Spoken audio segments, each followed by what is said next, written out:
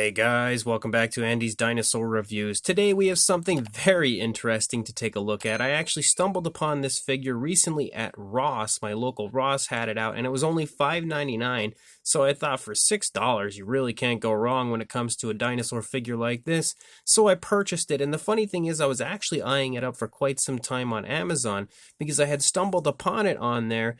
And the image on Amazon shows this dinosaur with very Jurassic World style packaging. Like they just straight up stole the overall package design and applied this figure to it and obviously made it their own, which is, not too good on their part. But I saw it here again at Ross, and since I was already debating on picking it up because it kind of looked like an alright figure from some of the images on Amazon, and I was debating on picking it up. When I saw it for $6, I was like, yo, I absolutely want it, because originally it was like $17 or $18 on Amazon.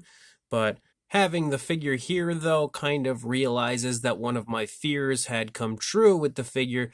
In the images on Amazon, it actually looked pretty nice. It kind of led me to believe it would be a pretty decent, maybe like a Kentrosaurus, I guess, because it doesn't actually give you a species name. But one thing I was worried about was the tail looked super short in the images online, and having it here in hand, it definitely confirms that as the fact that the tail is just really small, and in general the proportions of the body look pretty off overall.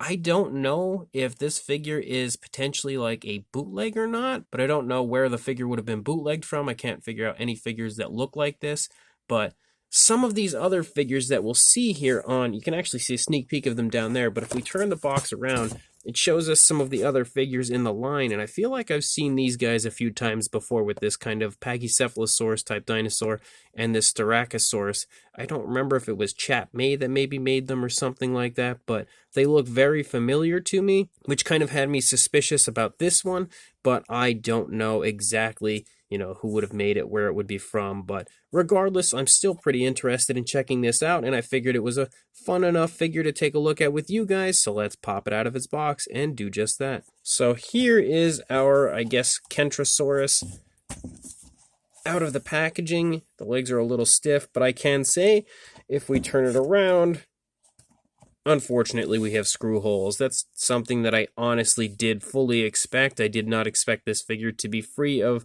screw holes, and in fact, I would have been quite blown away if it were. But I can say also that the detail does look pretty nice on it. Like if you look here in the stomach region, that's some really nice looking skin texture. So for what the figure is, it does have a pretty highly detailed appearance to it. You can also see that as far as these plates go, I do really like the reddish coloration of them, but they kind of have like a translucency to them. Now this I do believe is a light and sound figure, so probably they're going to light up or something when we get around to that point. So maybe that's the reason for the kind of translucent type of a look to those plates. But anyway, let's go ahead, jump straight to a closer look at this right now. So starting up here at the head sculpt does sport some pretty decent looking detail, like some pretty nice looking scale detail. We have some very large scales right here that kind of taper off to a little bit more of a finer scaling as we get further into the face of our dinosaur.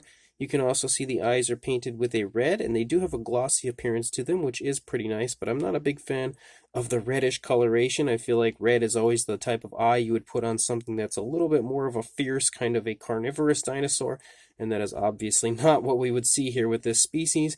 So the eye paint is also a little sloppy. You can see that up here on the top it hasn't exactly hit its mark perfectly, but at least it does have a gloss coat to it. You can see the nostrils sculpted out up here at the snout, and you can also see on the inside of the mouth we have a reddish coloration used in there, very bright red for the tongue. The tongue is kind of sticking up as the dinosaur is leaving out some sort of a vocalization, and the tongue does also sport a glossy look to it, which is again a plus, but I'm not a huge fan of that reddish tongue. It's just a little bit too bright red for me. As we start to move back here into the neck, you can see just a ton of skin wrinkles and stuff going on here, skin folds and stuff, and you can see some decent detailing, and there's also some very large kind of osteoderm-like bumps and stuff that pick up all over this dinosaur. They're pretty much everywhere, and they vary in size from really big to really small.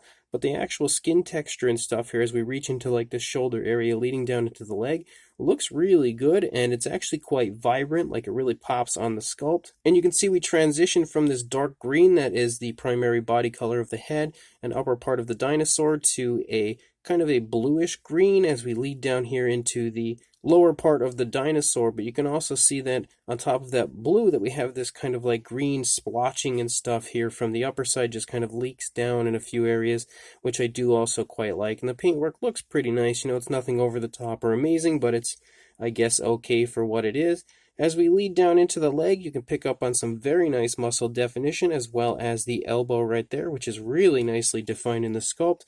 And then moving down into the foot, you can see the foot sculpt does also look pretty nice. We have no nail paint, unfortunately, but the toes are sculpted out pretty decently, and we have some nice looking skin texture, skin wrinkles and stuff throughout that leg, which does look pretty cool. And then once we lead up into the stomach, I feel like this is probably my favorite area of the sculpt of this figure, because the detailing in the stomach is actually really nice. Like there's a lot of like movement kind of shown with like skin wrinkles, skin squishing and stuff in the stomach region. And you can also see some beautiful scale detail, very large scale detail here on the side of the dinosaur. We do have some holes in the stomach region, and that is obviously for the sound to come out of. So that is a little bit of a downside because it's on the side here that doesn't have screw holes. So of course we'd have, you know, some random holes in the stomach region. Why wouldn't we? But as you move back up here into the upper part of the dinosaur, again, you see more of those very large osteoderm-like bumps and stuff.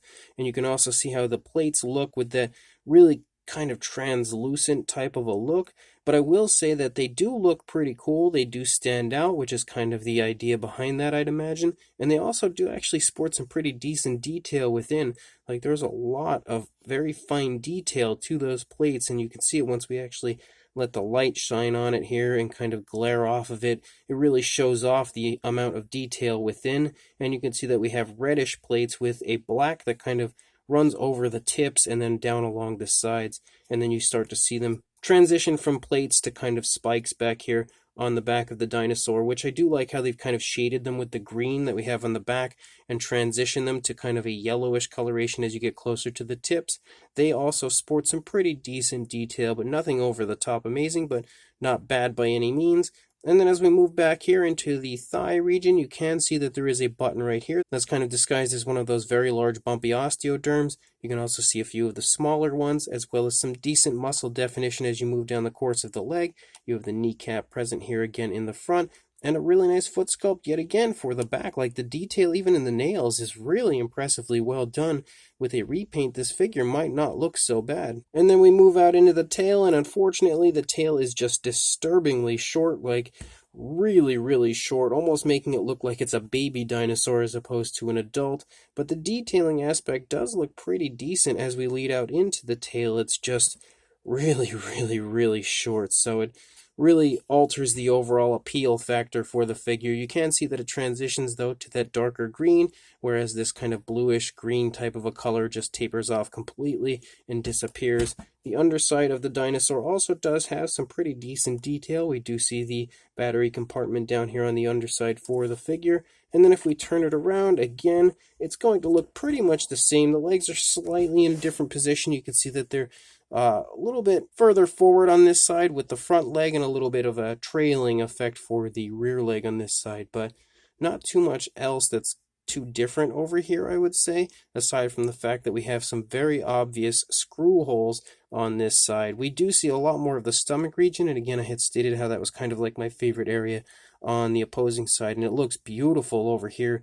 Even these screw holes, I honestly don't think take my vision away from how nice the actual texturing and detailing in the stomach region of this figure actually is. And that's kind of, I think, one of the things that drew me to it, was how nice that skin texture looked in the stomach region of this figure. But the rest of the dinosaur is pretty much in like a straightforward position. Like you can see there's no like major turn in the head or neck, no real turn in the tail, but of course that's because we have articulation back there. So there's not really any type of a huge difference with the figure over here on this side, any more so than what we saw on the initial side. So although it is very incorrect as far as what this dinosaur should and would look like, it's still a pretty decently detailed figure with sort of okay looking paint. So let's go ahead, check out the articulation and then the action feature and sound feature of this figure. So as far as articulation, it almost looks like there should be articulation in the head, and it kind of wiggles, but it really doesn't do anything. Like, it doesn't actually move. It just kind of has a seam like it should move,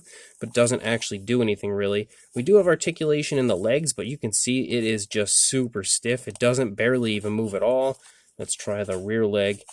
Just like the slightest, tiniest bit. Same deal over here. Yeah, there's really not much mobility in the legs of this. There is articulation, it just doesn't work very well. And then we do have articulation in the tail, but it's on like a spring, so it kind of goes right back. You can't actually position the tail. It also doesn't bend away. It only goes in one direction to kind of like strike and attack. So it has kind of a fun playability aspect to it, just not really that great. As far as the sound goes, let's brace ourselves for whatever happens here.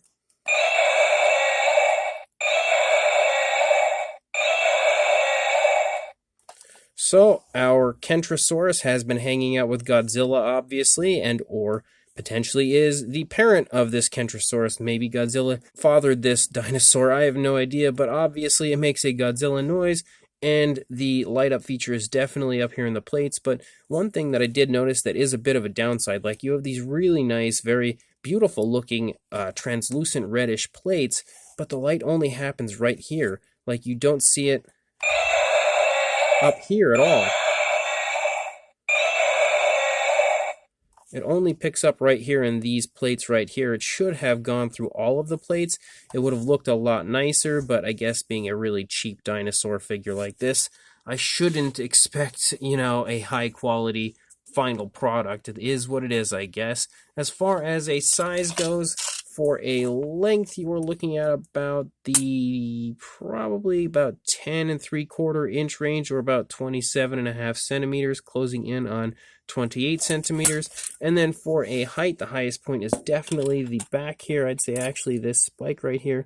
You're looking at about 5 3/4 inches, or a little over 14.5 centimeters. For a size comparison, there is Mr. Papo T-Rex, the Attack Pack Colovosaurus, and Robert Muldoon from the Mattel Jurassic World toy line in comparison to our, I have no idea what company makes it, Kentrosaurus. And you can see that it does sport a pretty decent size, but it's not huge by any means, but definitely a little bit on the larger side, I would say. If the tail was a decent length, a more realistic length, the figure overall would look a lot better and would be a little bit more sizable, but it's honestly not all that much bigger than what you would get from like a Rorovore type of a figure from the Mattel line. And in fact, if we actually bring in this guy, we at least have a member of his family to show off how much nicer a Mattel figure is compared to this very cheap version back here, and to also, I guess, give you a little bit more of a size comparison, but it does at least sport a kind of a decent size. So after taking a look at the box, I can say that this is actually made by a company called Misco Toys. I know nothing about them. I've never heard of them before this, so I don't really know if they make too many other dinosaurs. I guess they at least make a Pachycephalosaurus and a Styracosaurus. This figure, is a good bit less appealing than I was expecting it to be, but at the same time, I didn't really have high expectations in the first place for it, so I'm not too let down by the fact that it's not as nice as I was hoping. The detailing, though, is pretty decent for what this is, again, being a random, cheap, like really cheap, not so great dinosaur figure. It does sport some pretty good detailing, especially in the stomach region and even down into the legs. Like, the detailing is really well done and very highly detailed for the most part on something so kind of lackluster when it comes to a dinosaur figure. So the detailing aspect is quite impressive. The paint aspect is okay. It's nothing amazing, but it's also not really all that bad. At least we have paint out onto the tail, Mattel. But at the same time, the paint just doesn't look that great, and the eye paint being red just kind of is like a bother to me. It just doesn't look good on a figure like this. The tongue is a little bit too bright as far as the coloration goes. Of course, we don't have painted nails, so that's always a downside for any figure that doesn't have painted nails. We do have a really cool kind of translucent look to the plates on the back, which I do quite like actually, and I do like the coloration chosen for them. But the light up feature, which could have been something that looked pretty neat, isn't really that neat because it's so lackluster as far as that is done as well, like only lighting up 2 plates really, and then sort of kind of lighting up the plates in the back. But not very well. And on top of that, we do have articulation for the figure, but the articulation is not very good either. It's very stiff, barely moves, and does not give you much mobility for the figure. The best area of articulation would be the tail, which does only swing one way, which isn't really bad because, of course, it's a way that this dinosaur would defend itself, but it's just not really all that great either. It should have like a button or a mechanism to kind of utilize that tail swing feature, but you just have to kind of push it by hand, and that's really all you get. So as a whole, the figure's not really that great. On top of everything, it sports a Godzilla noise, so I mean, some figures, I guess I understand why they would give them Godzilla noises. It's something that's going to definitely appeal to kids. Kids love Godzilla, so, that's, of course, a very easy noise to get a hold of to give to a dinosaur. I just would prefer something a little more creative than a Godzilla noise, but it's also not the end of the world either. So the figure, again, as a whole, isn't really that great. If you can run into it at Ross, it might be worth a pickup for like $6, but it's definitely not something that I would go running out to purchase. Again, check Ross and make sure you like, comment, and subscribe, and I will see you in the next review. Thanks for watching.